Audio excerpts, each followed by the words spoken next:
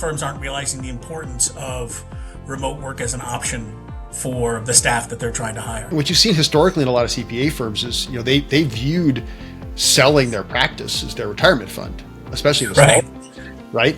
And so how is this evolving with PE? What's the long term there with PE being involved? What can I do better with this going forward? Because there are firms, not a lot, but depending on who you ask, some people will say anywhere from 10 to 30% of firms that are ahead of the game, that are interested in technology, that are adapting to it. They're going to get there ahead of you. That's a problem. In every service line that firms are looking at, there are technologies that either enable it or are required for it, or can make you much better at it. Can augment your abilities. A single overarching theme.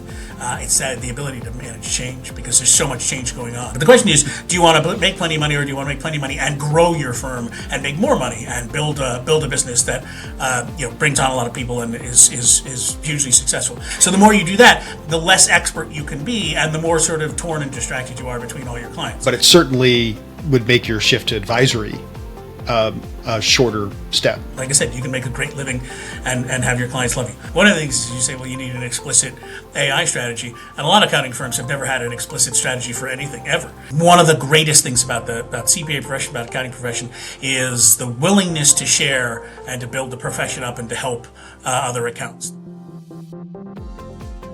Welcome to the CPA Transformation Podcast, where innovation meets insight. I'm your host, Jeffrey Cronin, Chief Strategy Officer at Zenwork. Join me as we consider the forces revolutionizing the world of accountants, bookkeepers, and professional tax preparers.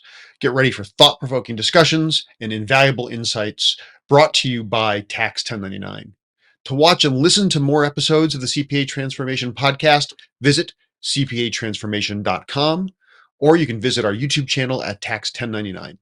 Hope you enjoyed the podcast. Hello, everyone. Today, I'm happy to be joined by Daniel Hood, the managing editor for Accounting Today. He is not just got a background in accounting, but he's the author of 5 novels and several nonfiction books as well. He's been at Accounting Today for over 25 years, having joined them after a successful career with New York Daily News and the Wall Street Journal Europe. Daniel, welcome to the podcast. I really appreciate you taking the time to come join us. Thanks for having me. I'm looking forward to it. So let's start a little bit about your background, right? I mean, I guess I see journalism to Accounting Today. The novels, less so. It's a very random walk. It is an extremely random walk. I didn't actually start in journalism. The writing was, I liked writing. That was, I was interested in fiction. But then, obviously, it does not pay the bills, so I had to get a job. And my job originally was in production and design. And there was a period in the 1990s where production and design through desktop publishing, for those who remember desktop publishing, when it had its moment in the 1990s, those two things sort of overlapped. And they're like, well, you know how to do production and design, you know how to lay things out in desktop publishing, and we know because you write that you know how to spell and stuff like that. So they're like, that was basically my qualification for becoming an editor, was that I knew how to spell. And then from there, just literal exposure to the accounting profession over, as you said, 25 years, which is terrifying to reflect on, but accurate.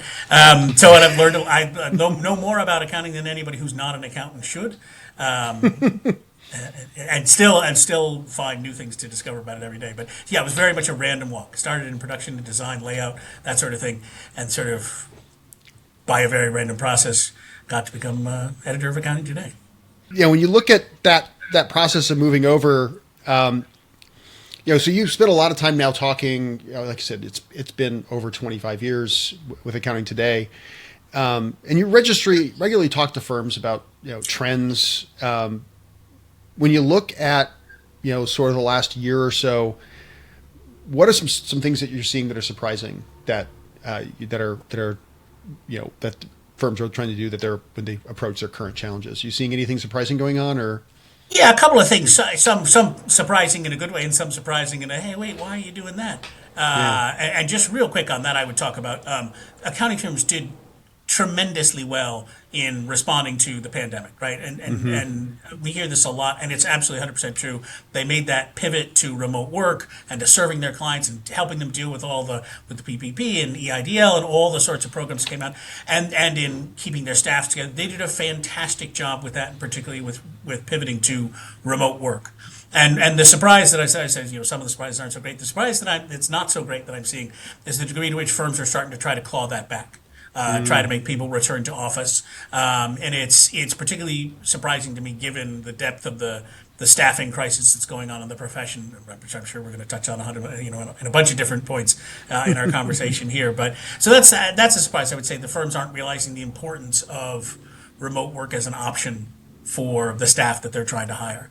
But I would say on the more positive side, and particularly surprising over the last year or so, is the degree to which firms are willing to, and this tends to be larger firms, but we're going to see it, I think, trickle down more and more to smaller firms, the degree to which they're willing to sort of upend their business structure entirely. When you think about the entry of private equity into the profession and the number of firms that are switched into alternative practice structures, and just in the last year, the number of firms that have become ESOPs, and the number of firms that have just changed up entirely core structures of accounting firms and the accounting profession. When you look back over the last 100 years, there's been basically a single model for accounting firms. This is what an accounting firm looks like. It's a partnership. This is how it's run. This is how it's done. And just in the last, it really started 3 or 4 years ago when PE starts coming in. You've seen this sudden openness to completely different models.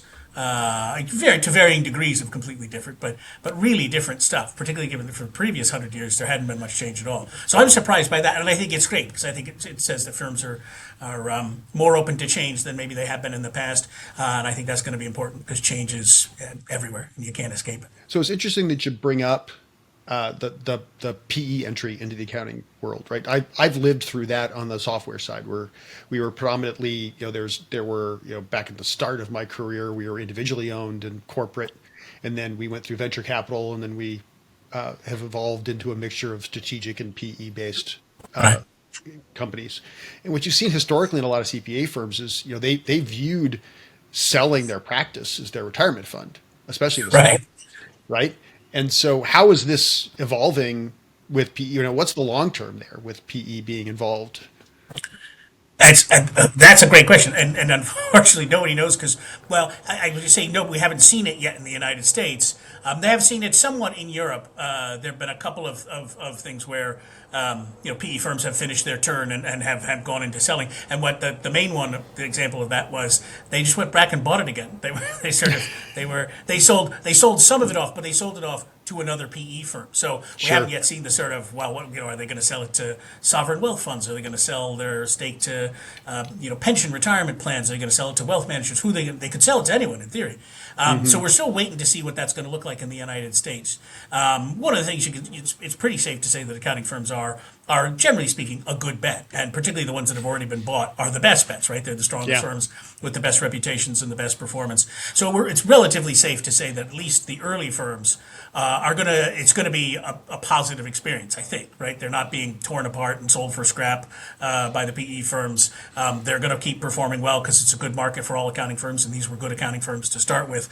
It'll be interesting to see who buys them. You could continue to see sort of just PE firms saying this is a great return or a steady return, right? It's a reliable return, but you could also see other people coming in to buy it. The interesting trick will be, does this long-term change the culture of accounting firms? Because there's definitely there's a structure that comes with PE. You've worked with PE. They come in and they have their special focuses, which are fine and not in any way a problem for that, but very different from the traditional focus of accounting firms, right? The traditional focus of accounting firms, having a high priority for client service, having a high priority for culture, having a high priority for, even if the culture wasn't particularly well defined, but having high priorities for all those for professional integrity and things like that. Whereas the PE comes in with a much stronger bottom line focus. Right. How does that change firms over time? Now, hopefully what happens is that PE firms, accounting firms rub off on PE firms more than PE firms rub off on accounting firms. But there's probably going to be some mix in between, and we'll see, I don't want to say a diminution of accounting firms' focus on, as I said, professional integrity and client service and all that sort of stuff, we become purely mercenary and a focus on the bottom line. Hopefully it's some happy mix of the two. But that's what's going to be curious to see how that happens. And where it's really going to be interesting is when you see firms that aren't the best firms, right? The second set of firms that get bought, or the third set, or the fourth set, or the firms that maybe aren't as strong as the original players, and the PE firms that aren't as sophisticated and don't operate as well as the first movers, kind of thing. So that's really what we're going to, the interesting changes will be when people who aren't, top tier start getting in, and does that make changes, and how does that impact things? So, unfortunately, my answer is I don't know, because because nobody knows yet. But those are the things I'm sort of paying attention to, is to see how it changes the culture, and what happens when we start seeing firms who aren't, the first pick, everybody's first pick. What happens with them? Yeah, so I mean, it's interesting when you think about how PE is impacting the change in how we view the business of a firm. When you look at what you're seeing in your recent work, you've done some recent surveys on those top challenges that firms are seeing. What are you really seeing, and what are the unifying trends you see there? Well, we were talking about this a little bit earlier before Yeah. we started today, talking about staffing being a huge issue. And the fascinating thing is the way you can sort of expand staffing to capacity issues, right? And at that point, you start talking about every single trend in accounting, because it touches on everything. It touches on technology, and it touches on client demand. It touches on changes in service lines and service offerings, changes in strategic focus. Yeah, it sort of, I don't want to say it unifies them all, but when you get that Venn diagram, they're all sort of touching that central staffing and capacity piece. But that ability to write, there's a huge amount of work for accountants to do. One of the big challenges, and so that creates a staffing issue, right? And then there's not enough people coming into the profession, so that exacerbates that staffing issue. But the other thing is, right, you have all this work to do, and accountant firms also need to think about what kind of work do they want to do. So that's a whole big issue of how much of an advisory focus are we going to have, which kind of clients are we going to work with, how are we going to get rid of the clients we don't want to work with, how do we make sure we're only picking the right clients going forward, how are we billing them? So there's a whole bunch of issues there, and then you get all the issues around technology, right? There's so much technology coming on that's helping with the capacity issues, right? And you gotta grapple with it at the very least to be able to manage the capacity problems, and the fact that you don't have enough staff, so you got to kind of replace some of those non-staff, the staff you're not getting, with technology. But then that also means, do you understand technology? Are you using it right? Are you optimizing it? Are you not just using it to solve your current problems, but are you looking at it and say, hey, what can I do better with this going forward? Because there are firms, not a lot, but depending on who you ask, some people will say anywhere from 10 to 30% of firms that are ahead of the game, that are interested in technology, that are adapting to it, and they're going to get there ahead of you. That's a problem, particularly if they're going after a market that you're interested in going after. And then there's, like I said, a whole bunch of issues around what kind of services are you going to offer, and that ties into technology, because some of them are technology related, some of them require technology to work. Some of them will be better for applying technology. You think about things like ESG. ESG is coming up. There are so many new tools going into ESG. Who knows how many of them are going to pan out or will last, or get winnowed out, and we'll end up with one or two or whatever. But the fact is that there's tools there that can make that service line, make it much easier to lift that off the ground and stuff like that. And that's just a good example of, in every service line that firms are looking at, there are technologies that either enable it or are required for it, or can make you much better at it, can augment your abilities. So you see how those are all sort of tied together, and then you get into all the issues of, like I said, how do you find the right clients? So it becomes a marketing and a business development issue. We see a lot of firms, I won't say struggling with that. Actually, what we're seeing is a lot of firms sort of addressing all these issues and finding solutions, and in some cases struggling, but in a lot of cases they sort of know what they have to do. It's just a matter of bandwidth and time, and of managing the change. And I would say that's probably, if you had to pick a single overarching theme, it's the ability to manage change, because there's so much change going on. We could talk about staffing because that's the biggest pain point, but it's also just responding to a huge influx of challenges that the profession's kind of never really had before. Yeah, it's interesting. I don't know if you're familiar with Jim Collins's books, the Good to Great series, Yep. but the concept of the hedgehog, right? When a firm sits down and says, how do I pick my hedgehog? And then how do I figure out, what's the thing that makes me different, and who do I matter to? A lot of times, I guess my historical background says, there's a lot of horizontal bookkeeping businesses. They serve the people who show up. But,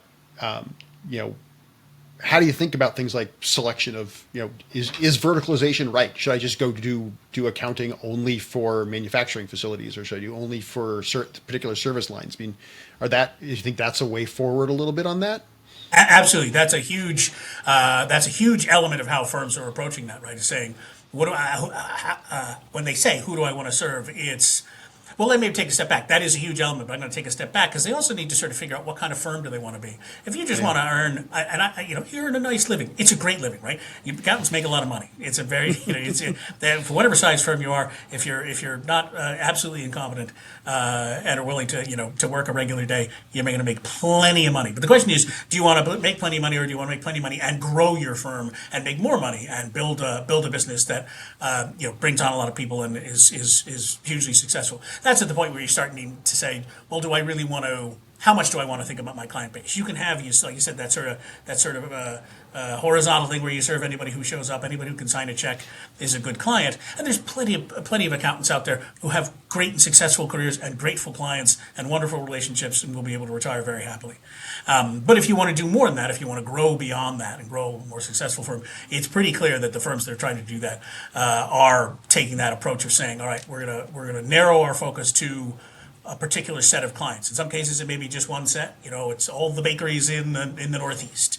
But in some cases, it may be 3 or 4 because they're like, well, I'm really good with nonprofits, but I also really like bakeries, and I have a lot of expertise there. I like bakeries. It's always my go-to example for a business, but because there aren't enough of them, there should be more. Anyways, but so that's the thing, right? If they're doing that, they want to focus on that because one, it allows them to deepen their expertise, which means that they're more valuable to their client, which means they can charge more because their client appreciates the value they're bringing. It also means that you're kind of not distracted, right? If you're serving anybody who comes in, right now I have to know everything there is to know about bakeries. Tomorrow I have to know everything there is to know about church management, and the day after that, it's not even the day after, right? This is by the hour. Right. You have to know these things. I have to know, how to handle car dealerships. Or suddenly I've got clients who are in e-commerce in all around the world, and I've got to handle a bunch of international issues. So the more you do that, the less expert you can be, and the more sort of torn and distracted you are between all your clients. If you're dealing with mostly small businesses and so on, maybe and are not a hugely aggressive growth.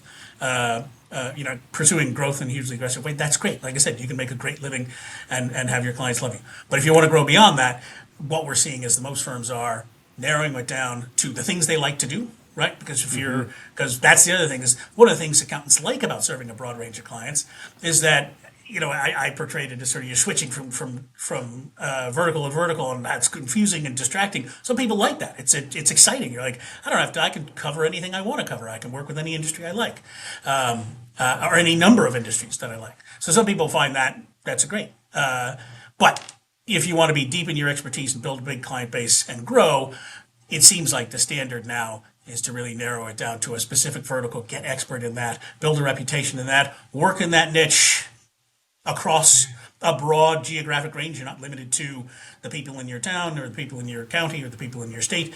You can serve bakeries all across the country because everybody's online and everybody's connected now. So, there's a bunch of other things that go with it. Depth of expertise in technology, depth of expertise in an industry, the ability to position yourself as an expert, right? Pretty much every vertical has trade shows and trade publications and stuff where you can position yourself as the guy that everybody needs to go to, the accountant that everybody in this industry needs to talk to. So it offers all kinds of opportunities to make it easier to grow your business and to make it easier to position yourself as the kind of person that everyone should be dealing with. There's a huge number of advantages that go along with it, and that's why we're seeing a lot of firms that are attempting to grow in a big way. That's a key component of their strategy. And the other would be sort of the flip side of that, right? Is moving more towards advisory services, right? Yeah. Because it's not just compliance work for the particular industry that we love to serve.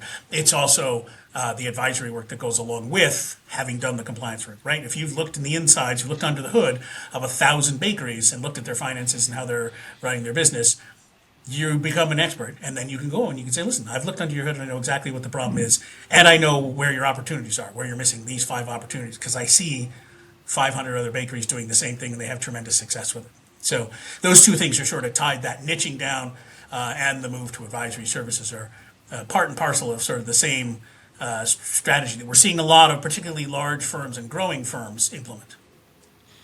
It's interesting. You think about that focus in industry.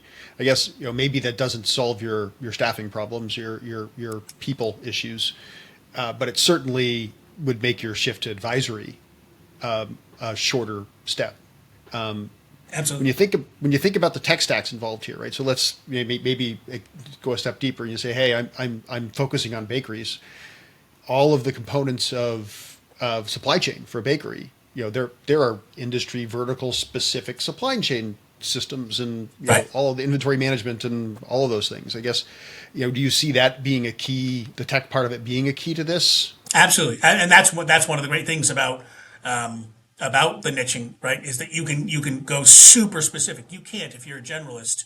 You can be brilliant on QuickBooks. You can be brilliant on one or two of the big programs, but you can't get deep into the little extra add-ons or even the big add-ons, the big specific programs that are built just for this industry. There's no way you can gather that across 5, 10 industries. But when you're focused on one industry, as you say, if it's bakeries, or a really good example for this is cannabis, right?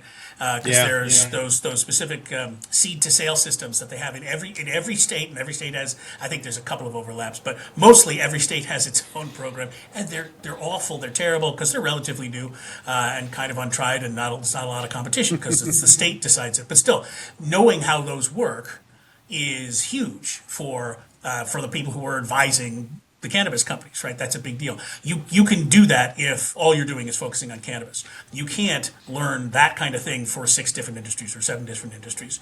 And so, yeah, there's no question expertise in the technology and the ability to spend the time and even make the investments. If you need to make investments for some of them, you can get them because you're the accountant and the client gets it, whatever the case may be. But either way, the ability to make the investment of time and potentially money to become expert in those is feasible and makes sense if that's your bread and butter. But if it's just one of 10 different types of bread and butter that you got out there, you don't have the time or the energy or the money to learn all those different systems.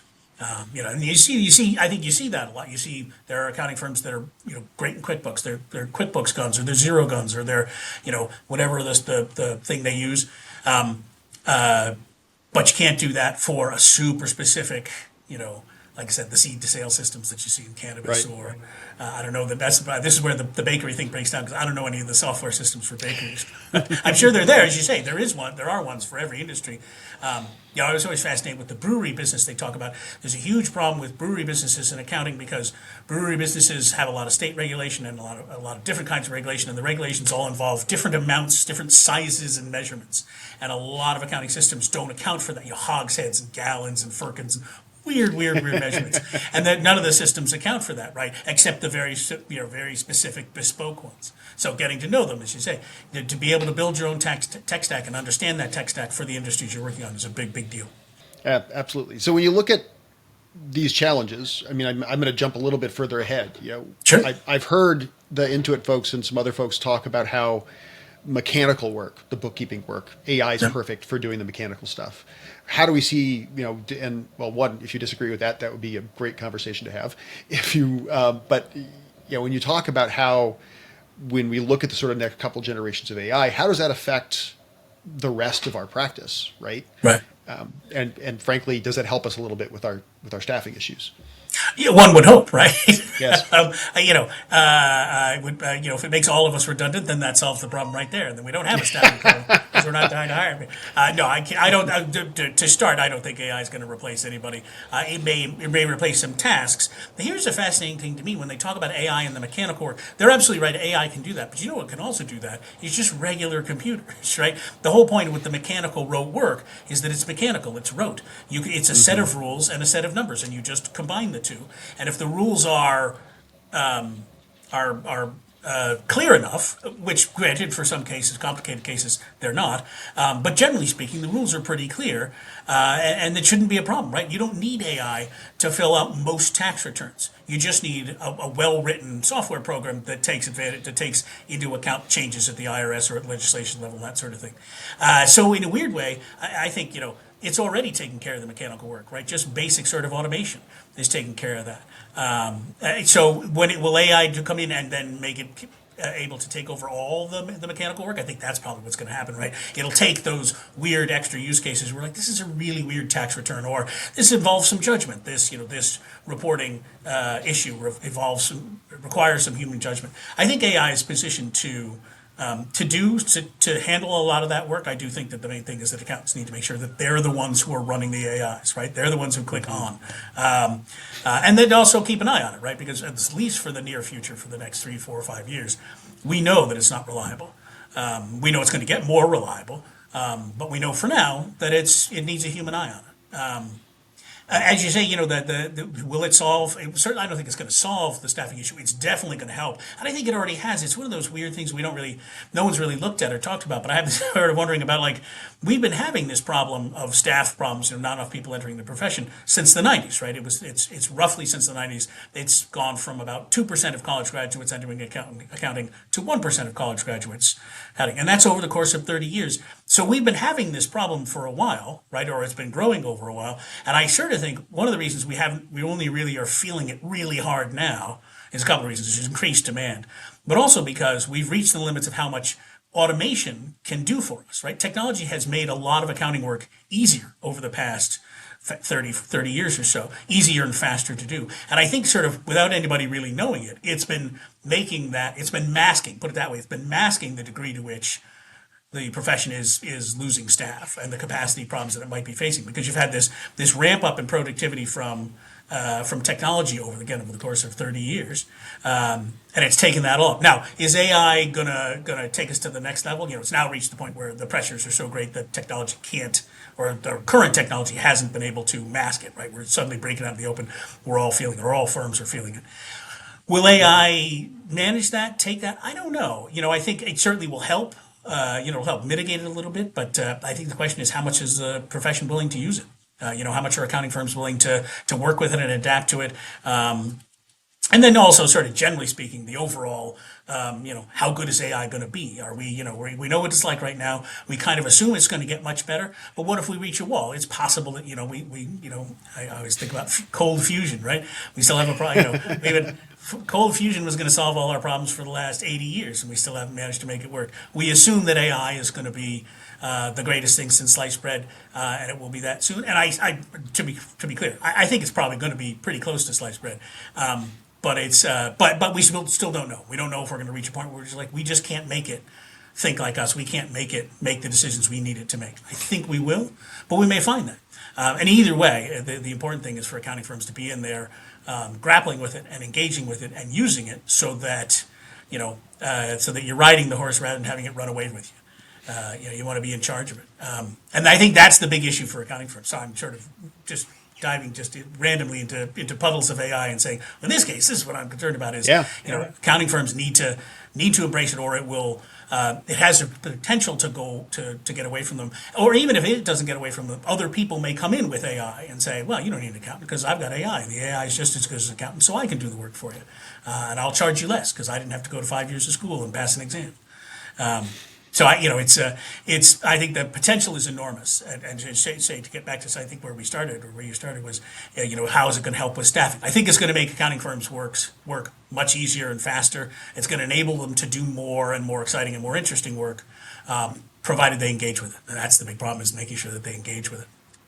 Yeah, I think I'm going to circle back to the private equity conversation. I'll say that in the tech private equity space, I don't know anybody who's not private equity held who isn't being asked by their board to have an explicit AI strategy. They're as the board looks at it, they see this technology as transformative, and they're making people to participate in it. And I would expect the same thing will happen to CPA firms as well that are owned by private equity. Absolutely. Certainly, as you say, the ones that are owned by private equity. But this goes back to what we were talking about, right? The cultural differences between accounting firms and firms or businesses that have private equity partners. And one of the things is you say, well, you need an explicit AI strategy. And a lot of accounting firms have never had an explicit strategy for anything ever. So, to ask them to sit down and write something about that, they don't have a growth strategy. They don't have a strategy for getting through tax season. Just take it one day at a time. So that'll be an interesting. An interesting question for them, and and again, it goes back to, as you said, about the PE question of, how's that going to change the culture of accounting firms if they're suddenly dealing with a culture that is very much about, as you say, plans. Give us a strategy. Tell us what you're going to do. Here are some risks and some opportunities. How are you going to address those? And accounting firms, lots of them, just be like, well, I don't know. We're going to keep doing what we do. So, we do surveys. You talk about we've done a lot of surveys, a lot of Yeah. things. One of the things we routinely find out is that not enough firms are planning in a bunch of different areas. They're not planning enough in staffing. They're not planning enough in terms of technology. They're not planning enough in terms of succession planning. They're not planning enough in terms of growth and where they want to be. These are all great qualified people doing good work for clients and keeping clients afloat and helping them, but they're just not spending the conscious time on their businesses that they need to do. And I think that is one of the things that PE is definitely going to do. And I think it's one of the things that all these changes are going to require of firms, even if they're not in PE, is to start really thinking carefully about where they're going. Yeah, it's interesting. You bring a perspective as somebody who's been in the industry for 25 years. When you think about how, I guess, I'm going to ask you to have an insider outsider's perspective, right? So you've been in the industry enough that you know what the issues are, you know what's going on, but you're not in it on a day-to-day basis, doing the work. So, what are your reflections on our practices, our industry? What's there, to think differently about the way they're going about their businesses? Right.